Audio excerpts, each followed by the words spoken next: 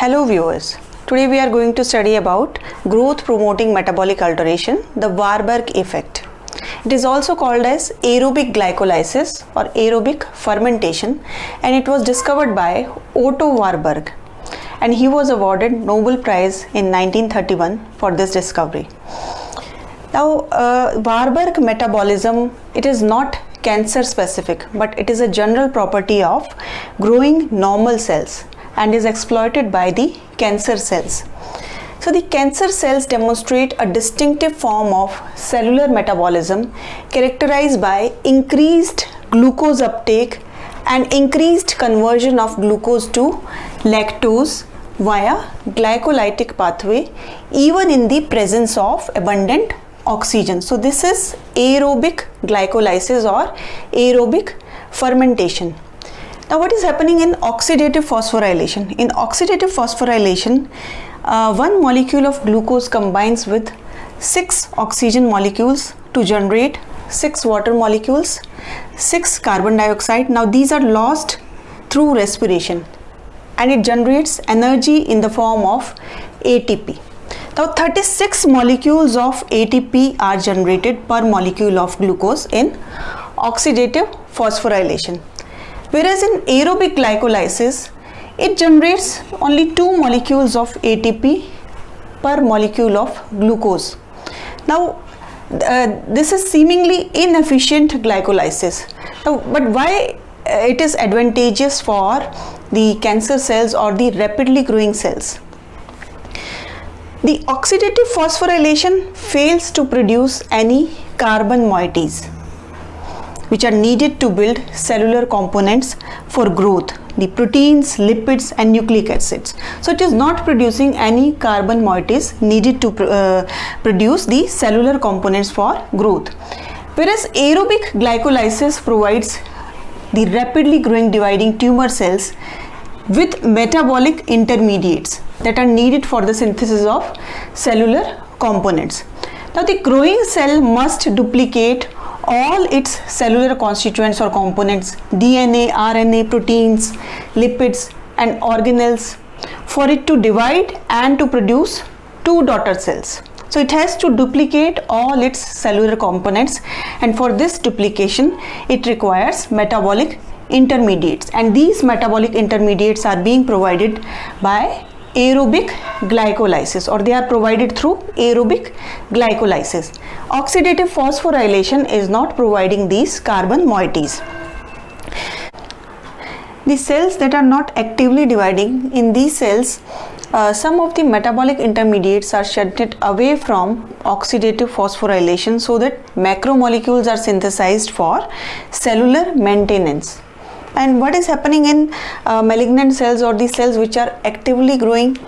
In these cells, a small fraction of cellular glucose is shunted through oxidative phosphorylation and a larger fraction is utilized by aerobic glycolysis.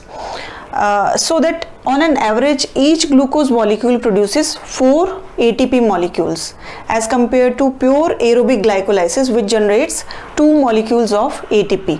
So this balance, which is heavily shifted towards aerobic glycolysis and a little bit of oxidative phosphorylation is going on, it is optimal for growth. Now let us study how this metabolic reprogramming occurs in actively dividing cells and in malignant cells.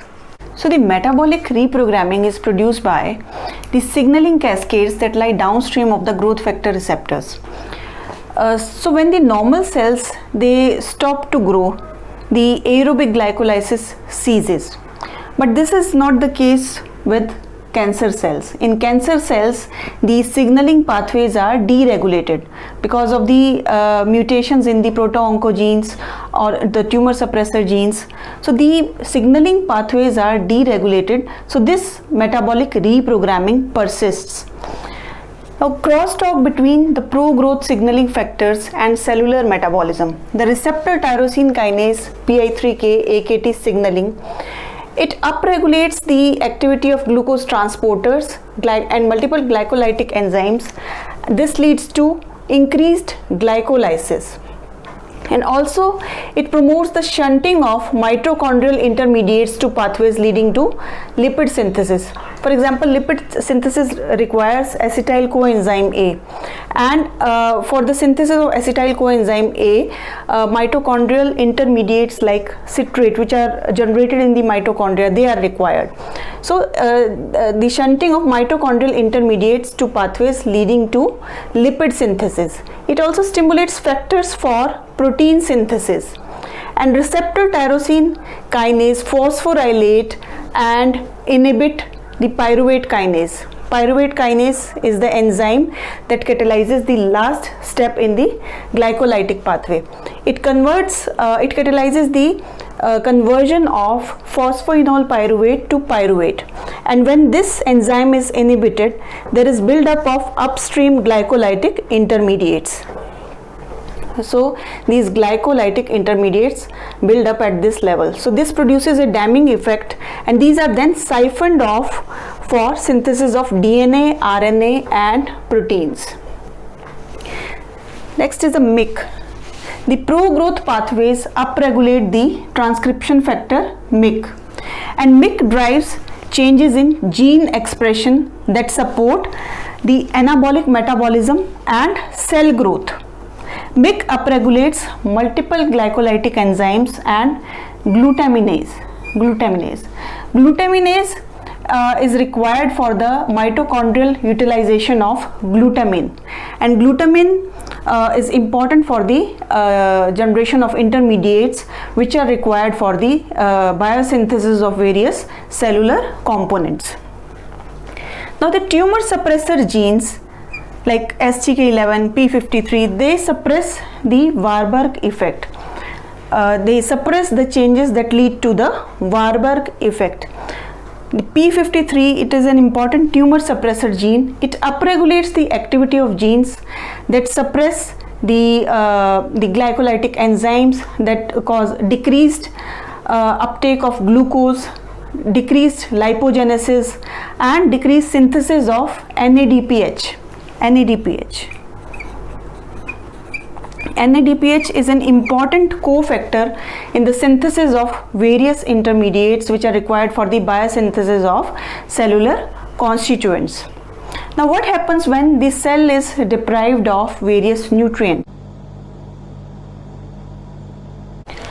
Autophagy is a state of severe nutritional deficiency in which cells not only arrest their growth, but they also cannibalize their own organelles, membranes, proteins as carbon source for energy production.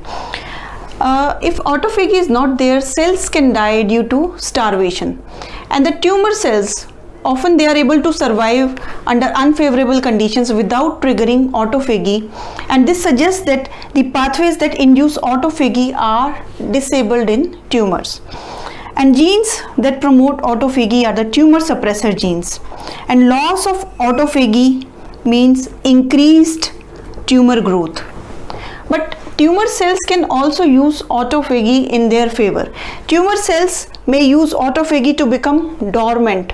Dormancy is a state of metabolic hibernation, and such dormant cells are resistant to therapies that kill actively dividing cells, thus leading to therapeutic failures. Next is the oncometabolism. Next is oncometabolism.